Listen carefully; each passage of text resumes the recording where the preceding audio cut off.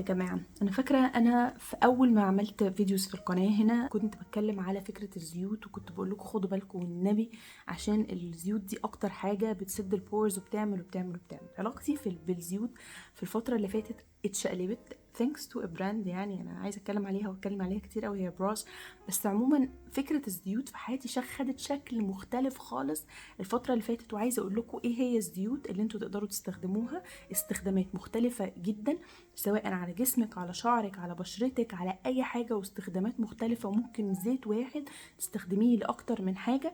هقول لكم في الفيديو ده عن كل انواع الزيوت اللي انا بستخدمها، وازاي فرقت معايا وحولت بشرتي وشعري حرفيا ونفسيتي، وحولت كل حاجه، وتستخدميها امتى وازاي وكل حاجه. لو انت بنت هتتبسطي قوي قوي قوي من الفيديو ده، كمليه لحد الاخر. وطبعا دونت فورجيت في اول الفيديو سبسكرايب كومنت لايك اند شير. لو حابين الفيديو باذن الله تعملوا لي لايك وتقولوا لي كومنتس انتوا عايزين تشوفوا ايه، والفيديو عجبكم فيه ايه وما عجبكوش فيه. اول حاجه كنت بذاكرها جدا الفتره اللي فاتت هي الكوموديجينيك ريتنج، او قد ايه قابليه الزيت ده اللي انا بستخدمه ده ان هو يسد البورز. سواء كان الزيت ده انت بتستخدميه على فروه راسك، او بتستخدميه على شعرك من تحت، او بتستخدميه على بشرتك، او حتى على جسمك. مهم قوي تعرفي هل الزيت ده عنده قابليه ان هو يمتص جوه البشره ويمنع، ويبتدي يأكسد، ويبتدي يعمل بقى حبوب سودا وبثور سودا وحبوب ومش عارفه ايه، وسد البورز، وقع الشعر، الحاجات دي كلها ولا لا. فجبت لكم الزيوت اللي هي بس اللي عندها قابليه منخفضه ان هي تسد البورز علشان البشره وعشان السكالب، وحاجات تانية هنستخدمها لشعرنا وهكذا. هبتدي لكم باكتر واحد. انا بجد يا جماعه، انا يعني ما بقلش كتير بستخدمه، وبقيت استخدمه على كل حاجه بجد. اكيد انتوا النهارده ملاحظين قد ايه شعري بيلمع وطري بجد بسبب الزيت ده، وانا خايفه بجد اقول لكم عليه لحسن تخلصوه ويبقى اوت اوف ستوك. بس لكن هو بجد من احلى الحاجات اللي استخدمتها في حياتي، هو الزيت المعجزه ده. بعيدا عن شكله الرقيق جدا جدا جدا، ده جوجوبا او هوهوبا جريبس اند جريب سيد اويل، زيت حبه او بذر العنب والجوجوبا، وريحته وايت مسك وفانيليا. ريحته خفيفه جدا، وريحته غالبا ريحه الجريب سيد. الزيت ده انا بعمل بيه ايه؟ اول حاجه الجوجوبا اللي هو بالعربي جوجوبا، بلغته الاصليه مش عارفه، هوهوبا تقريبا، والجريب سيد. الاثنين دول من حيث الكوموديجينيك ريتنج، او فكره ان هم هل بيسببوا حبوب ولا لا، قليلين. الريتنج بتاعهم 1 أو 2، لحد يعني 1 و2 اتس اوكي، 3 يبتدي يقلق، 4 5 يبقى احنا كده ما دخلناش في حاجه ممكن تحطيها على بشرتك. ده انا بعمل بيه استخدامين اساسيين. اول حاجه بحطه على بشرتي قبل ما انام، بس باخر لاير خالص، يعني بعد ما تحطي كريماتك، حطي السيرمز، حطي الهايلورونيك اسيد، حطي الريتينول، حطي اللي انت عايزاه، بحطه في ايدي كده وبعمل بالظبط بيه كده. طبعا ريحته دلع الدلع، حاجات براس كلها دلع الدلع، عشان كده بعشقها بصراحه. بحس بقى ان انا ايه، بنوته بقى وعماله ادلع نفسي وبتاع. دي اول حاجه. تاني حاجه ان هو بيخلي بقى ايه، اول حاجه انا كانت الحتت دي بدات بجد يا جماعه والله كانت بدات تحفر، بدات تحفر تحت العين، وانا هعمل لكم فيديو عن القصه دي، من كتر ما كانت ناشفه وجافه جدا. حاجتين الصراحه فرقوا معايا قوي. اول حاجه الهايلورونيك اسيد، هقول لكم على ماركه انا بجيبها منه. تاني حاجه الزيت ده بجد، لان الجوجوبا اويل والجريب سيد اويل بيقول لك بيميمك، يعني بيبقوا شبه الناتشرال سيبم او الزيوت الطبيعيه بتاعه البشره. فلما الزيوت الطبيعيه دي بتقل، سواء بسبب التوتر، او بسبب الكولاجين بينقص، او بسبب ان انت كبرتي في السن ايا كان، او بشرتك فجاه بقت جافه، او انت عايشه في حته ساقعه ايا كان، فبتبتدي تشقق، هو ده بيرجع لك السيبم برودكشن ده، كان شبه الزيوت الطبيعيه في البشره، وهي بتتقبلها بشكل حلو جدا. فانا بحطه بالظبط عشان ما تزوديش كتير، حطيه على ايدك زي لحسه كده وطبطبي كده. ما تزوديش قوي في الاندر ايز، ما تحطيش زيت في الاندر ايز عشان ممكن تعمل لك ميليا، او تعمل لك زي اللي هي الحبوب الصغيره بتطلع تحت الجلد. تاني حاجه بعمل نفس الحركه بالظبط لشعري بقى كل يوم قبل ما انام، واليوم اللي انا بغسل فيه شعري، يعني اليوم اللي انا بغسل فيه شعري برضو بحط حبه على ايدي وانا بفك الكيرلز، انعم تحفه. بيعمل بقى الايفكت ده، بيفضل اولا طري فتره طويله، يعني دايما الشعر اللي هو بالذات الهاي بوروزيتي بيفقد الرطوبه بتاعته تاني يوم او تالت يوم. لما بتعملي الحركه دي وبتسيل بالزيت، لان انت بتسيلي حاجه من الاثنين، يا اما بسيرم مليان سيليكون وكده بينشف الشعر جدا، يا اما بزيت. ده زيت خفيف قوي قوي، فهو من كتر خفيته بيخش كانه بالظبط بيرطب الشعر، بيحافظ على الترطيب جوه الشعر، بيفضل الشعر فتره طويله مترطب، يعني تقريبا لحد الغسله اللي بعدها مثلا بعد يومين 3 بيبقى الشعر مترطب. وكل يوم قبل ما تنامي سرحي بيه كده. اولا بيتم الفلاي اويز، الفرز، الهيشان، الحاجات اللي واقفه، الحاجات اللي هايشه بينيمها، بيعمل لمعه، بيعمل نعومه، مش هتبطلي تحطي ايدك في شعرك بجد. بس لما اقول لكم على روتين كامل طبعا، عشان الموضوع هو ده مش سحر برضو يعني، بس يعني ده في الروتين بتاعه المظبوط من ماسكات وشامبوهات وكده، ده بجد احلى سيرم ممكن تعملي بيه سيلينج لشعرك.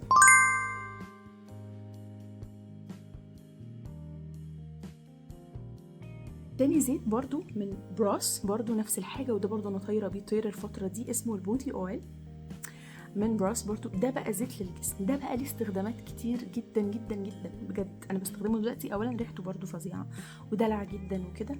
ده اولا بيمتص بسرعه جدا جدا. ده مجموعه اويل، مش عارفه كام اويل كده، 5 باين ولا 11 حاجه كده. ده تستخدميه جوه الشاور كشيفنج اويل، يعني تحطيه وانت حاطه الميه، حطيه زفلطي زفلطي زفلطي بيه واعملي بالشيفر، هتلاقيه سموث سكين جدا. وانتي خارجه ولسه بشرتك منديه، حطي طبقه تانية لوحدها. او ممكن كمان لما تحطي لوشن، يعني لو حطيتي لوشن على بشرتك مثلا بتحبيها وكده، تحطي الزيت ده اون توب، فيعمل ايه؟ يخلي البشره مترطبه.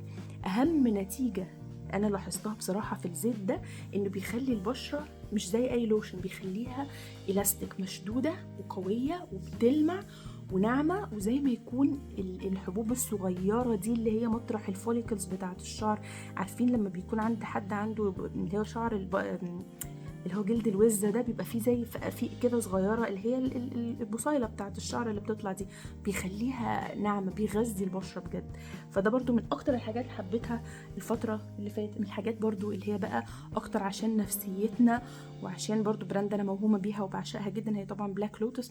ده بقى اسمه مغنيسيوم اويل. تقريبا انت لو عندك ارق، توتر، عديتي ال30 عامه، ايا كان، ده المغنيسيوم اويل ده، بدل ما تاخدي مغنيسيوم كده ببقك، تحطيه ترشيه اندر ارمز شويه، والاحسن انت ترشيه على رجلك من تحت، يعني على رجلك من فوق وعلى بطن رجلك بقى اللي هي قبل ما تنامي. وشوفي هتنامي ازاي. المغنيسيوم عامه من الحاجات الريلاكسنج، بتهدي البشره، بتهدي الجسم، بتهدي النفسيه، ملوش اي ريحه. وممكن تعملي زي باتش تيست الاول، يعني حطيه على جلدك لو تشوفي لو انت عندك حساسيه منه او لا.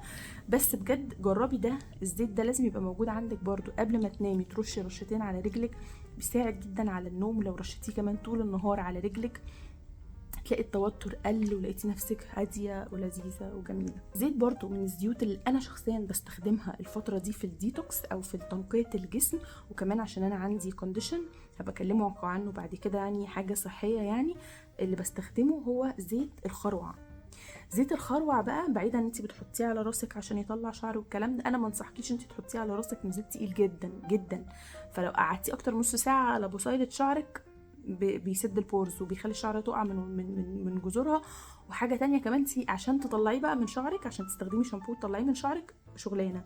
فالاحسن تجيبيه في زيت يكون مجموعه مع حاجه، لو عايز تستخدميه يعني على شعرك، بيكون بقى محطوط فيه زيوت تخففه، اللي هي بيسموها الزيوت الناقده. لكن ده زيت تقيل.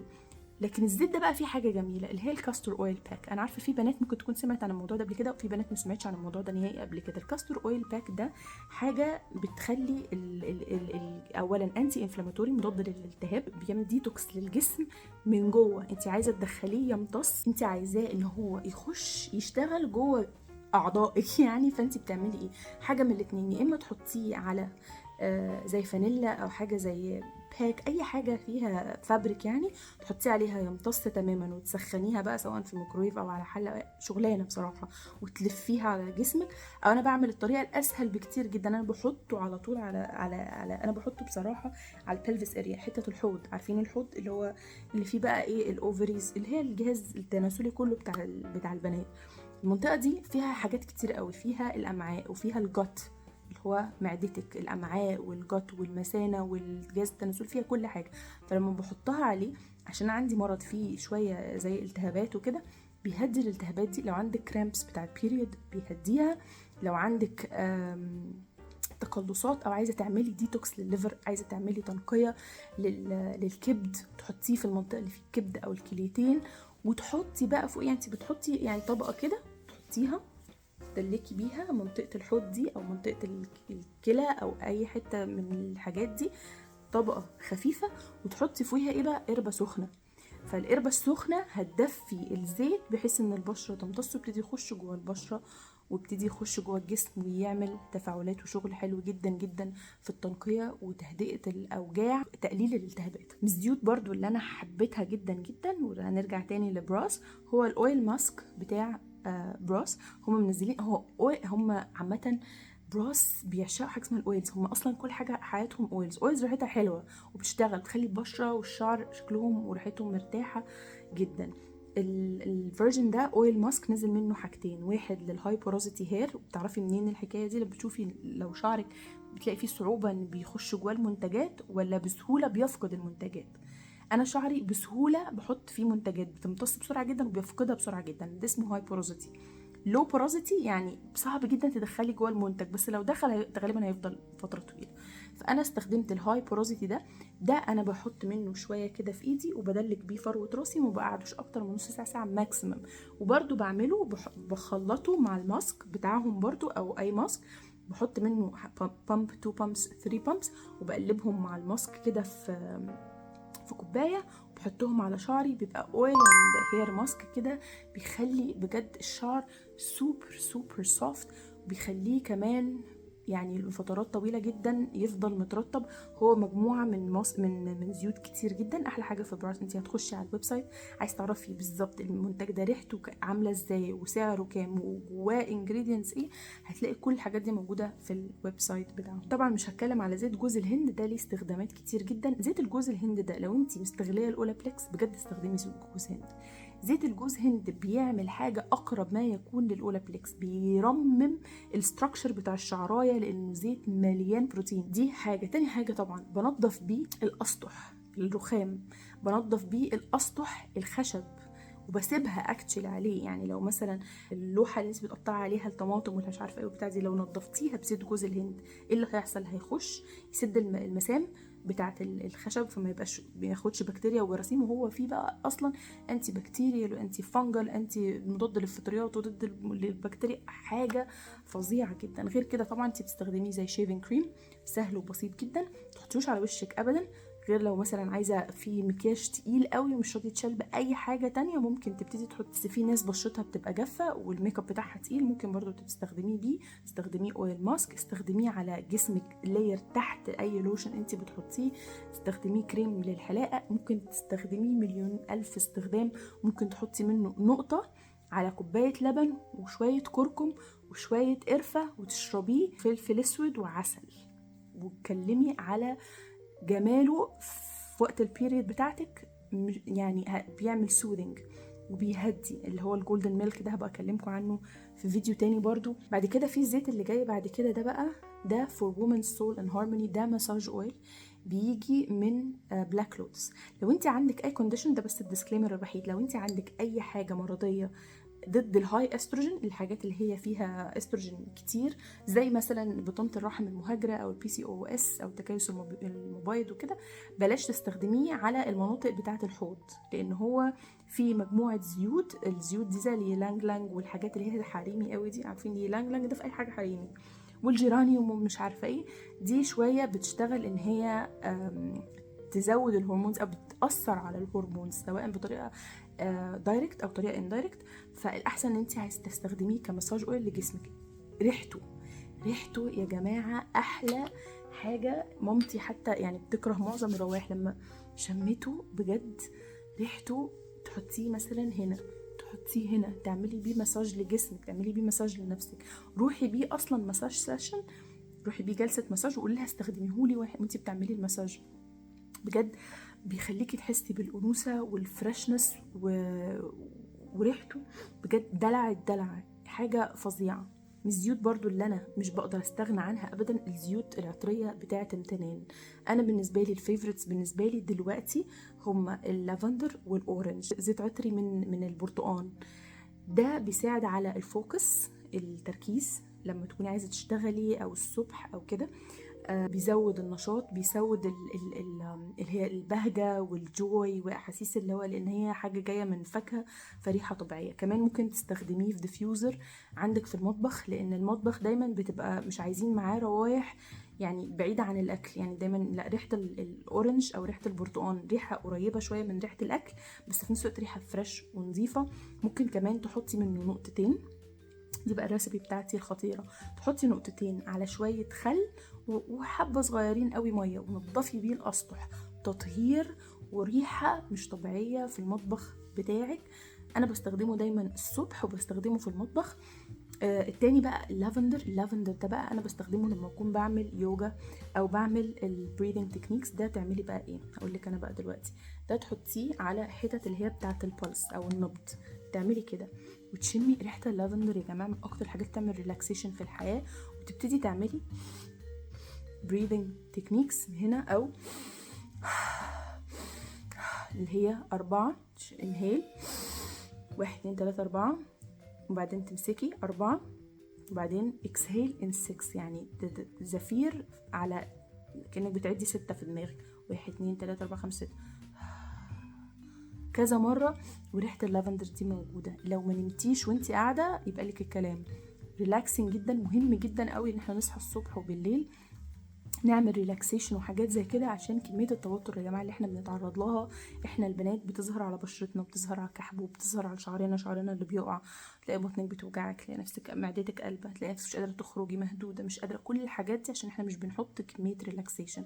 واحلى نوع للريلاكسيشن والحاجات دي كلها هي موجوده في الزيوت والزيوت الطبيعيه. وعشان كده المصريين القدماء كانوا بيستخدموا الزيوت دي ككل حاجة، وكانوا بيخلطوا بيها أصلا منتجات التجميل اللي كانت بيحطوها على بشرتهم. آخر زيت بقى هو الليب أويل بتاع بروس، وده دلع الدلع. ده بقى دلع جدا. أنا ما شفتش بصراحة في حاجة في حياتي بترطب زي الزيت ده. إن هو عارفين كمان إيه الزيت ده؟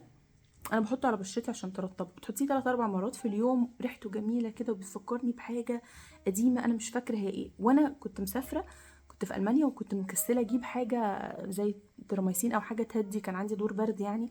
وجربت احط الزيت ده، حطيته على المنطقه بتاعت مناخيري كده وبتاع. بجد في خلال يومين لقيت ان هو زي ما يكون عمل ريستوريشن او جدد الجلد اللي هنا وبسرعه جدا. يعني المفروض انت بعد ما بتقعدي تنفي وكده بتحمر، وبعدين تاني يوم بتبص تلاقي الجلد اتقطع كده، وبيفضل كذا يوم شكلك عندك برد.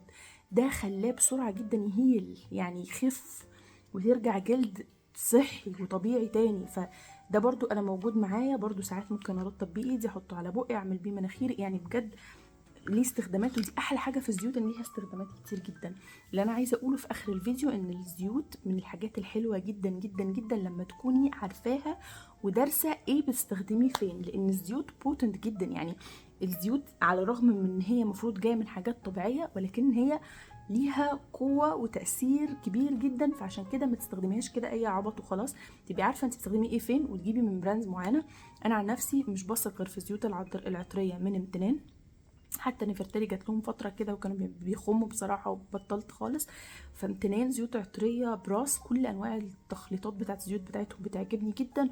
وبلاك لوتس انا بعشقهم عشق فظيع. واريج، اريج يا جماعه صحيح ما كانش ليه نصيب معانا في الزيوت النهارده، بس ده براند انا بحبها جدا وهقول لكم عنه منتجات كتير جدا. عايزين نرجع دايما للمنتجات اللي هي لوكال ميد، معموله في بلدنا وقريبه مننا ومعموله من مصر، وناخد بالنا من جمالنا ومن صحتنا بطريقه هوليستيك. يعني كله على بعضه. ما تاخديش جمالك ده، ما تاخديش دايما، وده هقوله لكم دايما في كل فيديو، ان ما تفتكريش ان جمالك ده بس منتجات. جمالك ده حاجات كتير قوي مع بعضين. خلطه الزيوت اللي انا عملتها دي كلها هي اللي في الاخر بتخلي بشرتي حلوه وشعري كويس، صحتي حلوه، نفسيتي حلوه. كل ده هوليستيك على بعضه بيخليكي توصلي لدرجه الجمال والراحه والسعاده اللي انت عايزه توصلي لها. مفيش منتج واحد هيعمل كده، هما لازم تاخدي الموضوع كله على بعضه. ما تنسوش الريلاكسيشن اللي انا قلت لكم عليه كل يوم عشان التوتر اللي احنا عايشين فيه. ما تنسوش لايك، سبسكرايب، شير، تكلموا اصحابكم عليه، تعملوا شير، تعملوا كومنتس تحت، تقولوا لي ايه اللي عجبكم، ايه اللي ما عجبكوش، ايه الزيوت اللي انتوا هتجربوها، ايه الزيوت اللي انتوا جربتوها من اللي انا قلته ده وما عجبتكوش او عجبتكم، وايه مستنيينه في الفيديوهات اللي جايه. واشوفكم ان شاء الله في فيديوز تانية ان شاء الله. بحبكم جدا. Thank you and bye.